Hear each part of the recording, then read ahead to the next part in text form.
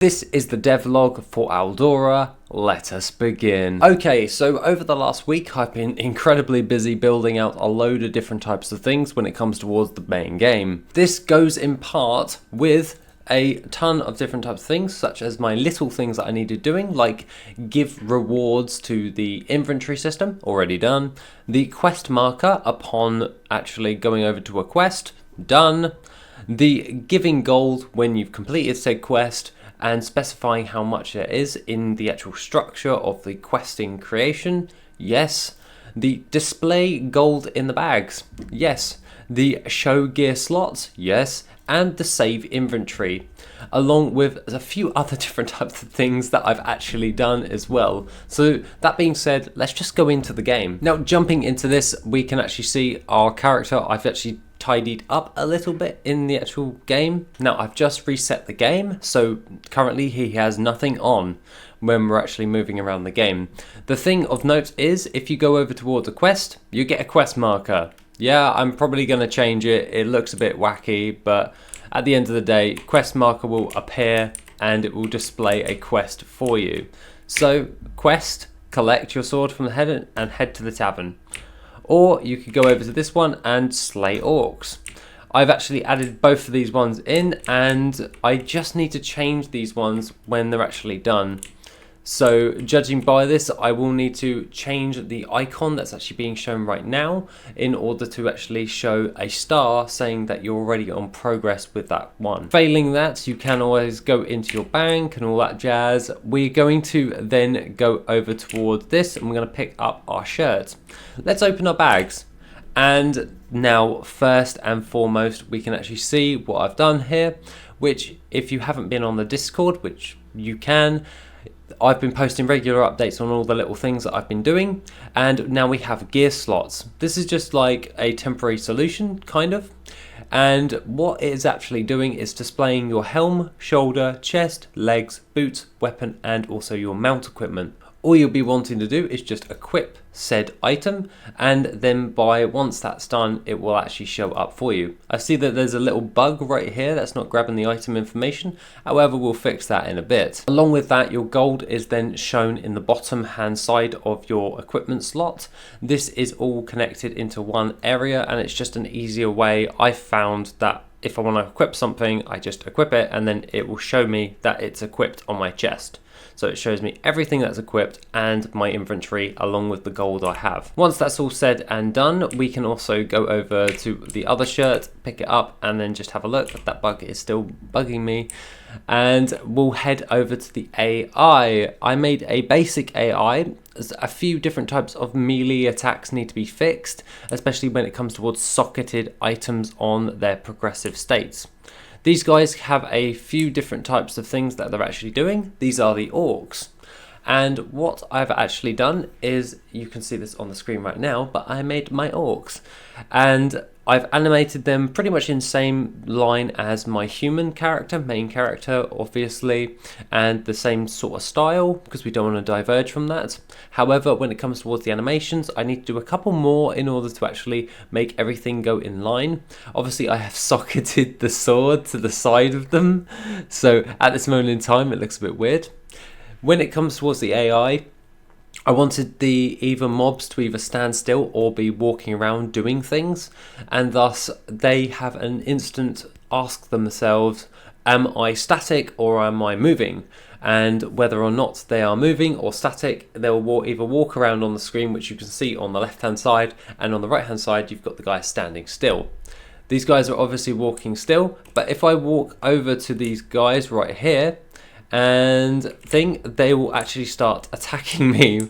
These orcs have their health bars. I need to adjust them slightly going through all of this. However, these guys will keep on tracking me and trying to kill me wherever I go now, until I run away from the area, and in which they will actually reset eventually.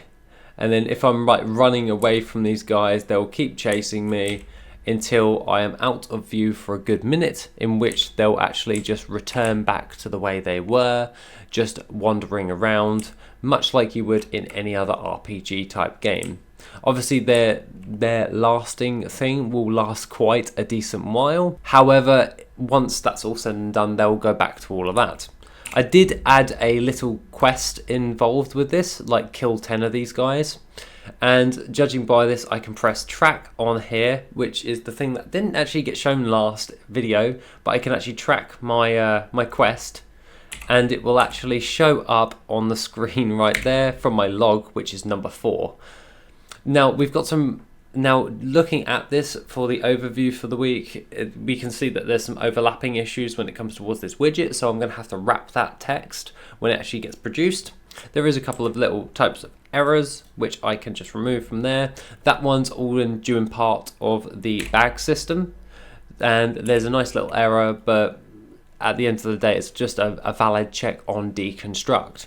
However, after that's all said and done, we can then take out our orcs, which I added onto the AI system of them attacking me, and thus once they're actually taken out, it updates the tracker, and you can definitely see that the tracker has been updated. All of their health is actually attachable, and I've done this as modular, so I can just attach the widget to any mob that I want and then just make them killable, and then they'll do their thing. I need to make death animations for the orcs. It's actually pretty cool to see the drawings come to life, and they're all starting to walk around and they're like, I'm gonna take you out. And then I should probably do the character type attacks as well. But taking these guys out with my dev texture is like easy as pie.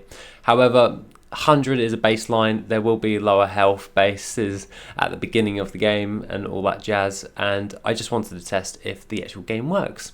Now, failing that, the saving of the systems working all well, because if I go in and out of the actual game, it progressively just saves on tick now, and it will do it to the last second that you played.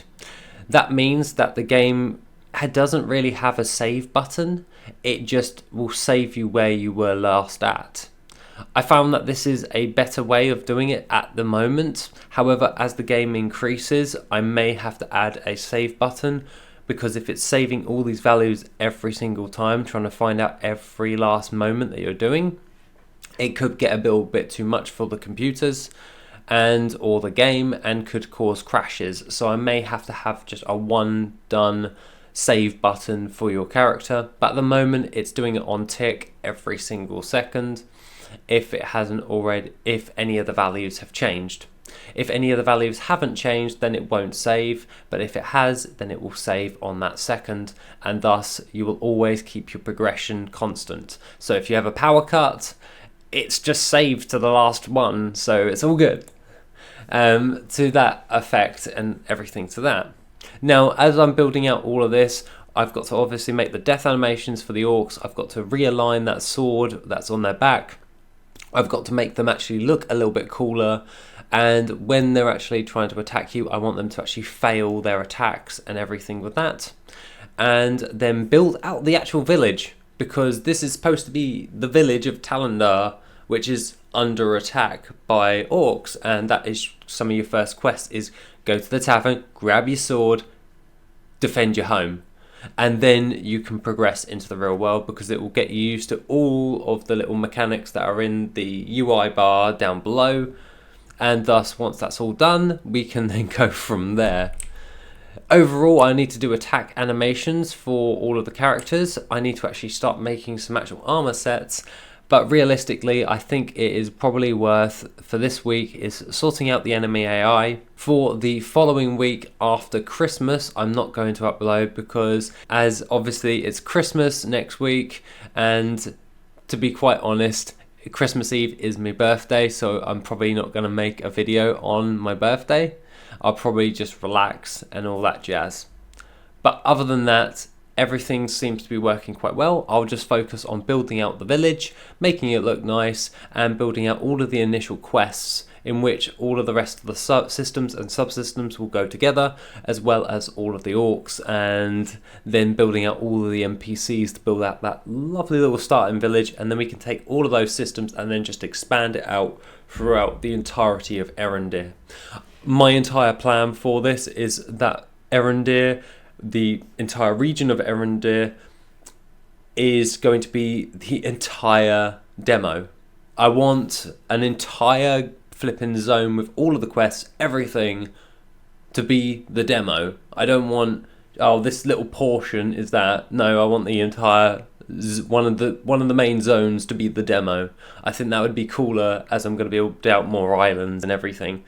So yeah, give everyone a good chunk in the demo to just play around and see all the systems, and then we can bug fix and then do all that. Obviously it's going to be a while before a demo is actually ready, but that is the plan moving forward. It was just something that I had off the cuff and I was like, yep, that will work. Other than that, that's everything I've got to report for the week. Hopefully you like the updates. I really like the orcs and their little attacking animation. But other than that, have an awesome rest of the day, and I shall see you in the next video, which will be soon.